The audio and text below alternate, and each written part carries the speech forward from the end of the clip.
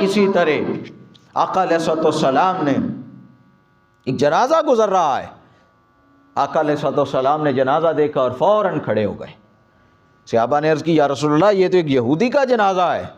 آقا علیہ السلام نے فرمایا بے شک یہودی کا جنازہ ہے، وہ انسان تو تھا کہ نہیں؟ وہ انسان تو تھا نا، بے شک یہودی ہے۔ آقا علیہ السلام جنازے کی تکریم اور عزت کے لیے، حرمت کے لیے کھڑے ہو گئے۔ پھر اسی طرح حضرت سہل بن حنیف اور قیس بن سعد، وہ قادسیہ کے شہر میں تھے، تو ان کے قریب سے ایک غیر مسلم کا جنازہ گزرا، وہ بھی کھڑے ہو گئے۔ کسی نے یاد دلایا اور بتایا کہ یہ غیر مسلم کا جنازہ ہے۔ انہوں نے کہا کہ ہمیں آقا علیہ الصلوۃ والسلام کی تعلیمات یاد ہیں کہ آقا علیہ السلام کے سامنے جب جنازہ گزرا، آقا علیہ السلام بھی تقریم میں کھڑے ہو گئے۔ ہم بھی آقا علیہ السلام کی سنت پر عمل کرتے ہوئے غیر مسلم جنازے کی عزت اور تکریم کے لیے کھڑے ہو گئے۔ بے شک وہ غیر مسلم تھا، لیکن سب سے اول انسانیت ہے، وہ انسان تھا۔ ہم انسان کی عزت اور تکریم کرتے ہیں۔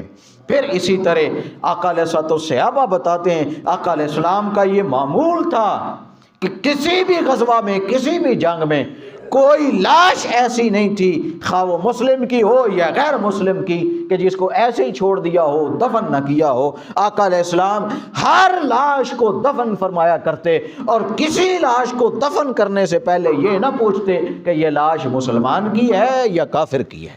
اسی طرح غزوہ احد ہوتا ہے۔ غزوہ احد میں آقا علیہ الصلوۃ والسلام کے پیارے چچا حضرت حمزہ ہیں، ان کے ناک کو، ان کے کانوں کو، ان کے جسم کے اعضاء کو کاٹ لیا جاتا ہے، اعضاء کاٹ لیے جاتے ہیں، ان کا کلیجہ نکال کے وہ چبا لیا جاتا ہے، ان کے جگر کو چبایا جاتا ہے، اور ان کے ناک اور کان کو ہار بنایا جاتا ہے، گلے میں ڈالا جاتا ہے۔ آقا علیہ الصلوۃ والسلام اس سب کو برداشت کرتے ہیں۔ پھر اگلی جنگ میں کفار کا ایک سردار مارا جاتا ہے میدان جنگ میں۔ ان کو ڈر ہوتا ہے کہ کہیں ایسا نہ ہو کہ جس طرح ہم نے آقا علیہ السلام کے چچا کے ساتھ یہ سلوک کیا، اب ہمارا جو سردار مارا گیا ہے اس کے ساتھ بھی یہ سلوک کیا جائے، کہیں ایسا نہ ہو اس کے بھی ناک کان کو کاٹا جائے اور اس کے جگر کو نکالا جائے، تو ہمارے مردے کی بے حرمتی نہ ہو۔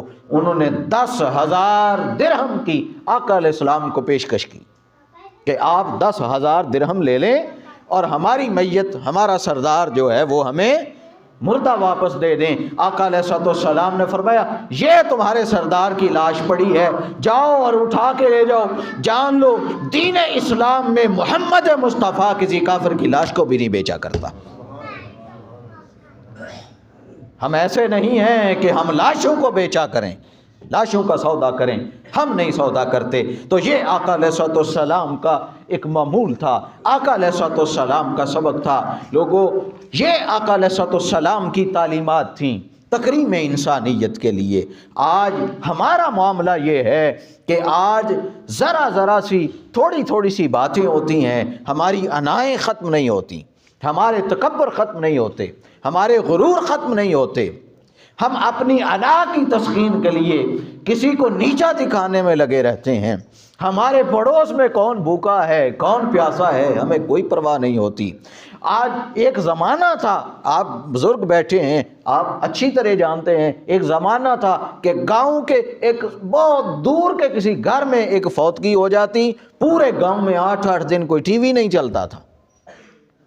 لوگ کہتے تھے کہ بھائی فلاں گھر فوتگی ہو گئی ہے، مناسب نہیں ہے۔ آج ساتھ والے گھر میں ابھی میت پڑی ہوتی ہے، ابھی تدفین بھی نہیں ہوتی، میت ابھی گھر میں پڑی ہوتی ہے، اور ادھر ساری خوشیاں بھی چل رہی ہیں، سارے معاملات بھی چل رہے ہیں۔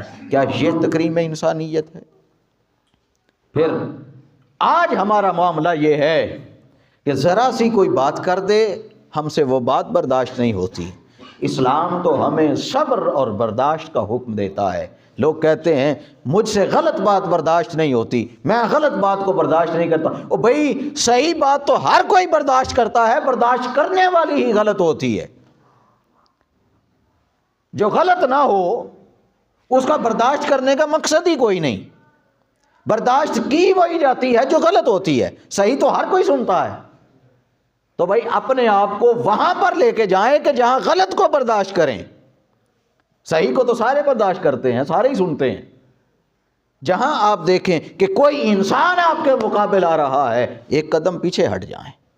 جہاں آپ دیکھیں، آپ دسترخوان پر بیٹھیں، دیکھیں آپ کے ساتھ کوئی اور شخص بھی بیٹھا ہے، معلوم ہے ہر کسی کو یہ بھی کھانے کے لیے بیٹھا ہے، ہر کسی کو پتا ہے کہ یہ دسترخوان پر ہوٹل پر آیا ہے تو یہ چائے پانی کے لیے آیا ہے اور اس نے آرڈر بھی دے دیا ہوگا. لیکن پھر بھی انسانیت کی عزت اور تکریم یہ ہے کہ جب آپ اپنا کھانا شروع کریں تو پہلے اس کو بھی دعوت دیں، پہلے اس کو بھی دعوت دیں.